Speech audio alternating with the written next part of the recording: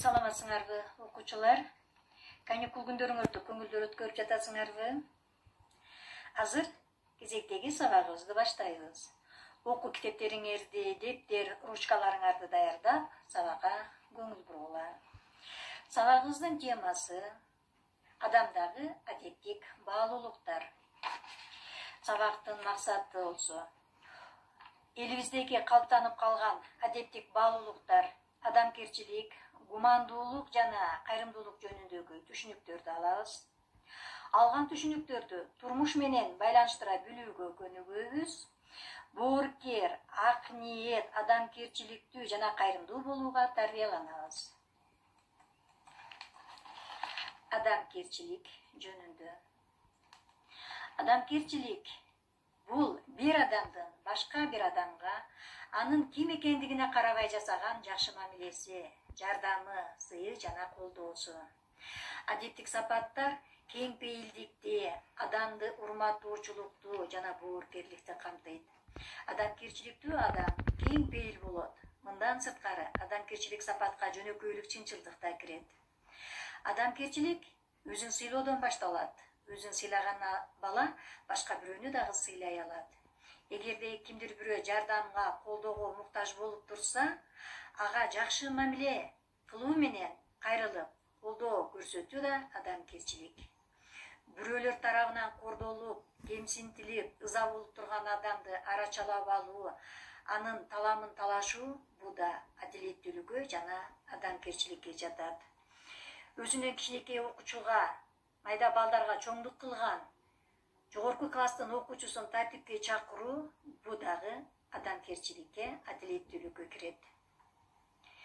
Колунда жок бейчаранын, оорулуунун, мүмкүнчүлүгү чектелген адамдын акыбалын сурап, кайрымдуу иш кылуу адамгерчилик. Кимдир бирөө улуулук кылып, ачууланып, көңүлүңдү калтырса, анын улуулугун эске алып, сөз кайырбай кечирим сурап койсоң, бул дагы адамгерчиликке жатат. Гумандуулук деген эмне? Бул айкөлдүк, кеңпейилдик, башкаларга урмат, сый, боорукерлик менен кайрылган адам. Бул сапат биринчи кезекте боорукерликтен, башкалардын кызыкчылыгы үчүн өзүн курмандыкка чалууга барган адамдардан байкалат. Гумандуу адамдар адам баласына гана эмес, бардык жан-жаныбарларга, өсүмдүктөргө дагы боорукерлик менен карашат экен. Гумандуу көрүнүштөрдү кыргыз эли ар дайым жогору баалап келген. Бул элибиздин элдик оозеки чыгармачылыгында кеңири чагылдырылган. Мисалы, Манас Баатырдын адамдык касиеттери, сапаттары жөнүндө окусак, анда бабабыз биринчи кезекте боорукер, гумандуу болгондугун билебиз. Ал эми даанышман бабабыз Жусуп Баласагун боорукердик, адал жашоо жөнүндө өзүнүн Кут алчу билим деген чыгармасында мындай деген: боорукердик деп кимди айтат, айтчы мага, жообуң о акылман болсун даана. Баар айтат, жакшыларды боорукер деп, куткарган кайгы муңдан жандарды көп. Боорукердик иш менен атак тапкан, эки дүйнө кем болбойт баардык жактан. Адал малтап өзүңдү сүйүндүрүп, ачты тойгуз, жетимди кийиндирип. Адал болсо тапканың ичкен жеген, эки дүйнө кем болбойт эч нерседен. Күнүмдүк оокатыңдан ашык нерсе өзүңө оор жүк да басып жаткан деген. Кайрымдуулук бул жакшылык кылуу, жардамга муктаж жакыр адамдарга, мүмкүнчүлүгү чектелгендерге, оорулууларга көмөк көрсөтүү, коомдун жыргалчылыгы үчүн пайдалуу иш жасоо. Коомубузда өзүнүн байлыгынын бир бөлүгүн мектептерди, ооруканаларды курууга, искусствону, илимди жана спортту өнүктүрүүгө жумшаган бай адамдар бар. Аларды меценаттар же колдоочулар деп атайбыз.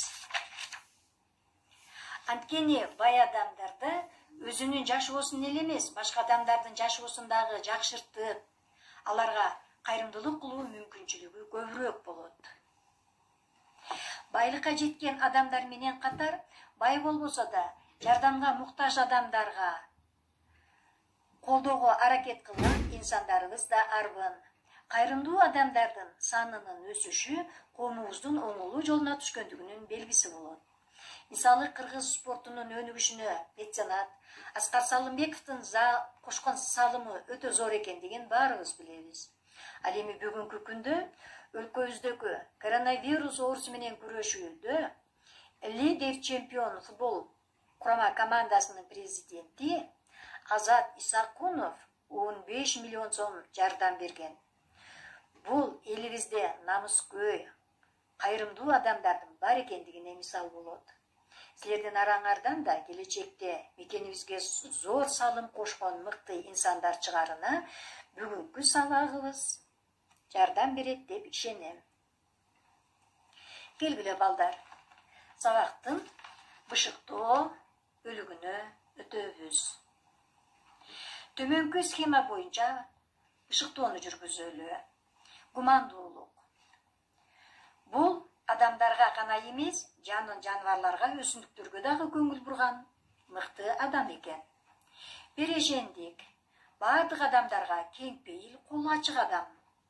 Ал эми кайрымдуулук деген эмне? Бул колунда өтө көп каражат болбосо деле башка адамдарга жардам бергенге умтулган адам. Аларды эч ким зордобойт. Сабырдуулук болсо, адамгерчиликтин ажырагыс бөлүгү, кечиримдүүлүккө тарбиялаган касиет. Ал эми боорукерлик адамдагы эң асыл касиет экен. Ал башкалар үчүн керек болсо өзүн дагы курмандыкка алып барат. Мына ушул касиеттерди жалпылап адамгерчилик десек болот. Ал эми үй тапшырмабыз. Адамгерчилик, гумандуулук, кайрымдуулук жөнүндө класстер түзөбүз. Жусуп Баласагындын Куталчы билиминен чыгармасынан үзүндү жаттайбыз. Балдар, аткарылган тапшырмаларды менин WhatsApp номериме жөнөткүлө. Келгиле эми сыртка чыгып, мурдагыдай эс алуу, ойноо мүмкүнчүлүгү шартка байланыштуу чектелгендиктен үйдө эле маанайыбызды көңүл бурганыңарга рахмат.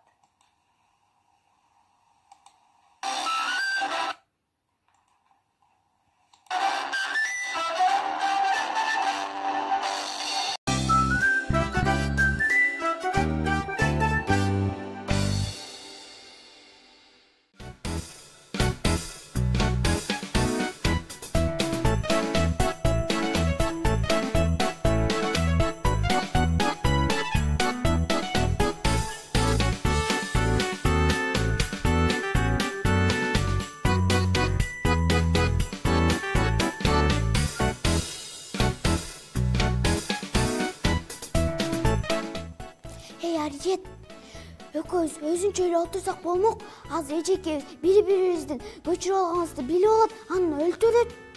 Эмне үчүн эле? Анда мен кеттим арт жака.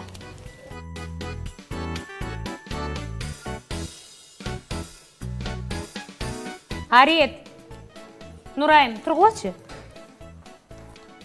Ай, экөөңөр эмне жат жазууңарды бири-бириңерден көчүрүп жаздыңар беле? Карагылачы. Катаңардын баары окшош. Керек болсо үтүрлөрдү да бир жерге окшош кылып коюпсуңар. Эже, бирок мен чекиттерди башка жерге койгом да.